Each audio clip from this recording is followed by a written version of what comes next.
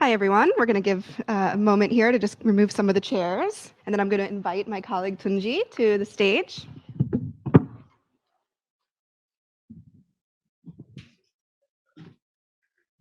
Oh, I think I'm supposed to be sitting in this seat, actually. I mixed it up. Here you go. Thank you. Wonderful. Well, hi, everyone. I'm here in New York and joining us from around the world. I'm pleased to be sitting here with Tunji Idowu, who is the executive director of PIND, which you might not know. It is the Foundation for Partnership Initiatives in the Niger Delta. And we're really thrilled to have you here. To kick us off, I'd love to just have you explain who PIND is for those who don't know you in the audience and what you're all about.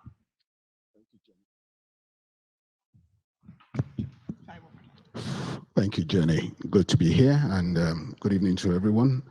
And I want to say a quick shout out to all my co-workers at PIND back in Nigeria who must be up tuned into this right now. PIND full name is Partnership Initiatives in the Niger Delta. It's a not-for-profit organization established in 2010 with initial funding from the Chevron Corporation.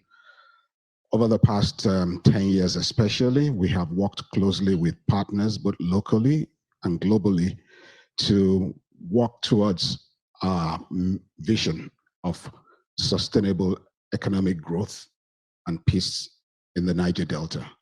And we continue to do this, just to continue to work together to attack the root causes of a number of these issues. We have a lot of partners, and our model is really hinged on partnership. So it was nice to hear the previous session participants really talking about bringing things together. This was our own model from day one, because we understood the fact that the size of in the Niger Delta, which is Nigeria's oil-rich, resource-rich economic nerve center for its oil and gas operations, that the size of the problem was one that no single organization could take on by itself. And so it was necessary for all of us to come together, both local partners and global partners in different spheres in the public sector and the private sector, and also in the social development sector. So that's what PIND is about. And we have two main programs: an economic development program that has three main projects. The market systems projects that focus on agricultural value chains, and we have about 5 value chains that we look at. And then you have a youth program that's charting new pathways, multiple pathways for youth employment, because the Niger Delta, although it's resource rich, is also one that has some socioeconomic challenges, and so unemployment is one of them. Then the third one is our program where we look at renewables, and we're facilitating the installation of solar mini grids to last mile communities that will otherwise have been totally underserved. That's on the economic development side. On the peace building side, we've got a peace building, 2 projects, and they focus on giving voices to peace actors. So you're leveraging social capital, and then you are investing in those actors to be able to do what they're going to do well, and while you are also facilitating connections between various stakeholders in the place to be able to bring efforts to scale and reduce conflict. Great. So I know you've been operating there for 10 years. I'm curious, what is the current state of play in the Niger Delta, and how has the COVID-19 pandemic impacted your work? So as I was saying in the last, in my intro, the Niger Delta, I would say, is a region of contrasts. On one hand, it's very resource rich, vast oil and gas wealth, and where all the oil and gas operations are. It's also one that's got great agricultural wealth. At the same time, it's got huge human capital, and that's widespread in Nigeria. But on this other hand, you have it's had a history of conflict and serious poverty, high unemployment rates, high poverty rates, and you have more than 50% of the communities not having access to electricity. And so that's what we met when we came in. It has a history of conflict. Since we got in together with our partners, as I said, we've been working at attacking the root causes of the issues. That's what we focused on from day one. And we also wanted to boost people's livelihoods so they can understand that there is no need for the heavy dependence that they previously had on the oil and gas sector. And so you're shifting their focus to non-oil sectors and the opportunities that are there. And that's why a lot of the things that we've done with other partners such as USAID and its British equivalent and the German equivalent are focused on those boosting those livelihoods in those other non-oil sectors so that people can continue to improve the economic bottom line, more jobs can be created, and they can put things to productive uses. Right now,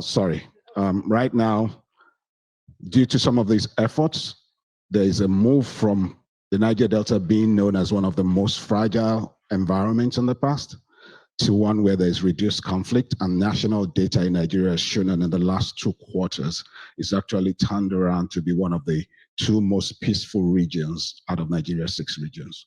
Wow, that's incredible to hear. There's been a lot of discouraging news on the stage, but also moments for optimism. So that's certainly one of them. So you said that partnership was sort of in your DNA from day one. So I'd like to hear a little bit more about your model and how you work and those innovative approaches that you're using in the Niger Delta region. Thank you very much. As I shared, one thing was very clear from day one: no single entity could attack this. And then what we also realized is that, and I like what others had said in the previous sessions, we had to note that, look, there's much more when we can tap into the collective strength, collective knowledge, collective expertise, collective capabilities of everyone. And because you have a lot of influential stakeholders within the region anyway, you have the 9 state governments, there are 9 governments in that area, state governments, you have the state governments, you have got the private sector, especially the oil and gas companies, you've got others in other sectors, then you've got the development agencies that were trying to look at issues. And we found out that if people went in their silos that they had done in the past, they just cracked the surface and things got dissipated, and some of the benefit recipients were getting from multiple ends, double dipping and triple dipping and all that. And so we went out to look at how to connect the dots and bring everybody together and work together to address these issues. And that's what's been going on. And that's our model. So we have partners locally and globally. We've got partners that are helping us in the academia. We have partners that we relate with in the private sector. We've got partners that are in government. We've got partners in different spheres so that everybody can bring their strength to the table. And that way you can improve efficiencies, you can share information, and you can move the needle along towards the vision. And are you looking for more partners? Because I look out and I see a room full of potential partners. So what do you look for in a partner? Are you kidding me? Anyone who's interested in food security, addressing climate change issues, you want to ensure global energy security. We have, what I can say to you is that you have pinned on ground, strong convening power on the ground, 3 offices in the on ground, about 50% strong staff, incredible data and knowledge of the dealings on ground, strong footprints and impact that we've had in the last 11, 12 years. Investors can be sure of returns, and whether it's impact investors or, I mean, whatever you're looking for, whether you're for profit or non-profit investor. And this is what has helped us, because we've gone through a lot, we've got strong governance, and we've gone through a lot of due diligence in working with some of those agencies that I said, and then also with Ford Foundation, UNICEF, and a few others. And so if you're looking for where you can have impact in the world, I recommend that the Niger Delta region of Nigeria is one of those areas that you can come into. We have models that we have tested and that are proven, whether it's in agri, youth programming, access to energy, or in peace building. And these are models that we now need to bring to scale. So we do need partners that can co-invest with us to bring these things to scale. Perfect. So I definitely think you should talk to the speakers that were on the panel preceding this, because there seems like a lot of synergies there.